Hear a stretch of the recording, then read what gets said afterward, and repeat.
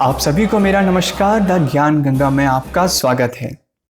सेना ने शुक्रवार 26 जून को 3 आतंकवादी साउथ कश्मीर में मार गिराए हैं। US secretary of state Mike Pompeo ने इंडिया और साउथ ईस्ट एशियन में चाइना के बढ़ते खतरे को देखते हुए अपने ट्रूप्स यूरोप से घटाकर साउथ चाइना सी में बढ़ाने का फैसला लिया है। लद्दाख में लाइन ऑफ एक्चुअल कंट्रोल पर चाइना के बढ़ते ट्रूप डिप्लॉयमेंट को देखते हुए आर्मी ने अपनी 3 डिवीजन LAC पर तैनात कर दी गई है। पाकिस्तान के प्रधानमंत्री इमरान खान ने अमेरिका पर निशाना साधते हुए आतंकवादी ओसामा बिन लादेन को एक शहीद बताया। जर्मनी की एक स्टेट गवर्नमेंट के एनुअल रिपोर्ट में पाकिस्तान के बढ़ते न्यूक्लियर प्रोलिफरेशन को विश्व शांति और सुरक्षा के लिए गंभीर खतरा बताया है। भारतीय सेना ने शुक्रवार 26 जून को ट्राल के चेउआ उल्लार गांव में, जो पुलवामा डिस्ट्रिक्ट में पड़ता है, 3 आतंकवादी मार गिराए हैं। रिपोर्ट के अनुसार उनके पास से हथियार भी बरामद हुए हैं। तीनों आतंकवादियों की पहचान मोहम्मद कासिम शाह, जो कि जुगनू के नाम से जाना जाता था, वशिष्ठ अहमद परे और हरीश मजूर भट्ट के नाम से हुई है। ये तीनों वैली के ही रहने वाले थे, जो 15 घंटे चली गोलीबारी में मारे जा चुके हैं। काशिम, जो मदुरा ट्राल का रहने वाला था, आतंकवादी बनने से पहले सिविल इंजीनियरिंग की पढ़ाई कर रहा था और मार्च 2017 से आतंकवादी घटनाओं को अंजाम दे रहा था। वशिष्ठ अहमद लरीबल ट्राल का रहने वाला 27 मई 2020 को आतंकवाद का रास्ता पकड़ा और bachelor of science in information technology था। हैरिश मजूर कोली शिकारगाह ट्राल का रहने वाला था और अप्रैल 2020 से माना जा रहा है आतंकवाद का रास्ता चुना। इंटेल मिलते ही 42 RR, CRPF और पुलिस ने ज्वाइंट ऑपरेशन चलाते हुए आतंकवादियों को गुरुवार शाम में घेर लिया, जिसे देखते हुए आतंकवादियों ने गोलाबारी शुरू कर दी। रात होने पर सेना ने फायरिंग रोक दी और शुक्रवार की सुबह फिर एनकाउंटर शुरू कर दिया। साउथ कश्मीर का ये जून का 12वां एनकाउंटर था। इस साल अब तक कश्मीर में 109 आतंकवादी जन्नत पहुंचाए जा चुके हैं। US secretary of state Mike Pompeo ने कहा कि चाइना के इंडिया और साउथ ईस्ट एशिया में बढ़ते थ्रेट को देखते हुए यूएस अपने ट्रूप्स यूरोप से घटाकर साउथ चाइना सी में बढ़ा रहा है। चाइनीज कम्युनिस्ट पार्टी की हरकतों से इंडिया और साउथ एशियन कंट्रीज जैसे फिलीपींस, मलेशिया, इंडोनेशिया, वियतनाम और साउथ चाइना सी में खतरा बढ़ गया है। इसलिए यूएस मिलिट्री वर्तमान चुनौतियों को देखते हुए तैयारी कर रही है। इसके पहले माइक पोम्पो ने US European dialogue on China के बारे में बताया, जिससे आपस में यूएस यूरोप मिलकर चाइना के द्वारा पैदा किए हुए खतरों से एक साथ निपट सकते हैं। चीन से खतरों के विषय में चर्चा करते हुए उन्होंने कहा कि चाइना का इंडिया के साथ खूनी झड़प, साउथ चाइना में चाइना की हरकतें और उसकी दुष्ट आर्थिक नीतियां अपने आप चीन के खतरे का उदाहरण हैं। जब माइक पोम्पो से पूछा गया कि क्या हवाई चाइनीज सर्विलेंस स्टेट का हिस्सा है, तो उन्होंने बताया कि चाइना के बड़े सुरक्षा अधिकारी कंपनी के हेडक्वार्टर में बैठते हैं और चाइनीज नियमों के हिसाब से हवाई को कोई भी डेटा, चाहे वह पर्सनल ही क्यों ना हो, चाइनीज कम्युनिस्ट पार्टी को देना होता है।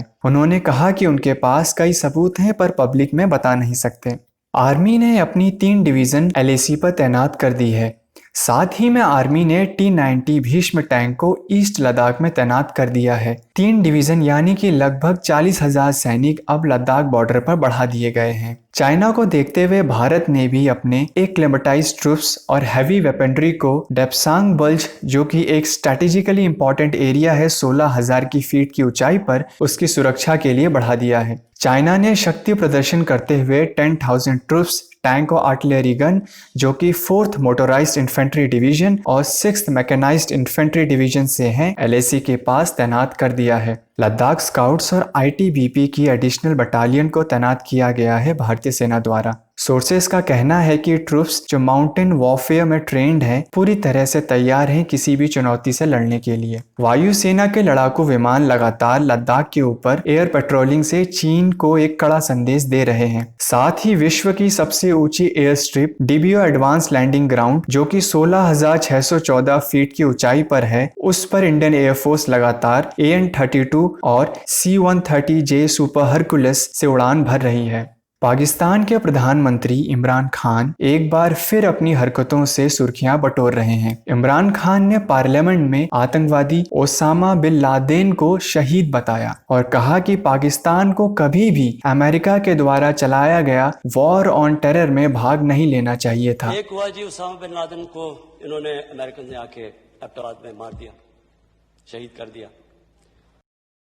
अमेरिका पर निशाना साधते हुए इमरान खान ने कहा कि अमेरिकन फोर्सेस ने बिना पाकिस्तान को बताए उसामा को मार गिराया, जिससे पाकिस्तान की पूरी दुनिया में निंदा हुई। आगे कहते हैं कि अमेरिका की आतंकवाद से लड़ाई के दौरान 70,000 पाकिस्तानी मारे गए। जर्मनी के एक राज्य सरकार ने पाकिस्तान के न्यूक्लियर टेक्नोलॉजी के फैलाव में लिप्त पाए जाने के लिए कड़ी निंदा की है। साउथ वेस्ट जर्मन स्टेट, जिसका नाम बेडन व्यूटनबर्ग है, उसकी रिपोर्ट के अनुसार पाकिस्तान अभी भी न्यूक्लियर वेपन से जुड़ी टेक्नोलॉजी को जर्मनी में से गैर कानूनी तरीके से प्राप्त और फैला रहा है, यानी कि न्यूक्लियर प्रोलिफरेशन कर रहा है। Office for the protection of the constitution of Baden Wurttemberg के एनुअल रिपोर्ट के अनुसार ईरान, पाकिस्तान, नॉर्थ कोरिया और सीरिया अभी भी इन गतिविधियों में लगे हुए हैं, जिनका उद्देश्य न्यूक्लियर वेपन्स का भंडारण करना, उनकी रेंज, डिप्लॉयबिलिटी और मारक क्षमता को बढ़ाना और नए वेपन सिस्टम को विकसित करना है। जर्मनी उन कुछ चुनिंदा देशों में से है जो न्यूक्लियर वेपन विकसित करने की क्षमता तो रखते हैं, पर 1995 की नॉन प्रोलिफरेशन ट्रीटी (NPT) का हिस्सा होने की वजह से न्यूक्लियर वेपन विकसित नहीं कर सकते हैं।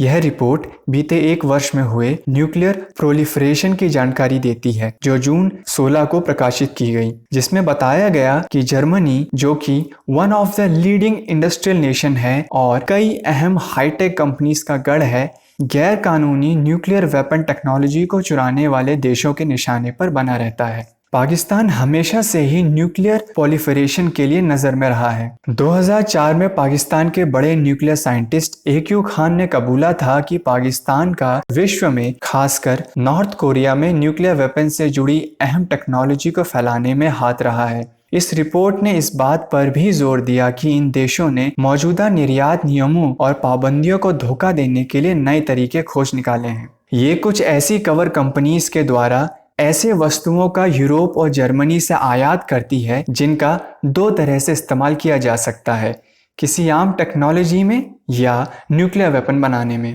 इस तरह के लूप होल का इस्तेमाल करते हुए पाकिस्तान न्यूक्लियर प्रोलिफरेशन का गैर कानूनी काम कर रहा है। रिपोर्ट में universities and non university research institutions और कई कंपनीज के रिसर्च एंड ट्रेनिंग डिपार्टमेंट को न्यूक्लियर प्रोलिफरेशन का स्रोत बताया गया है। रिपोर्ट में बताया है कि क्यों पाकिस्तान जैसे जोखिम भरे देशों का न्यूक्लियर वॉरहेड और न्यूक्लियर डिलीवरी सिस्टम को विकसित करना पूरे विश्व की शांति और सुरक्षा के लिए गंभीर खतरा है।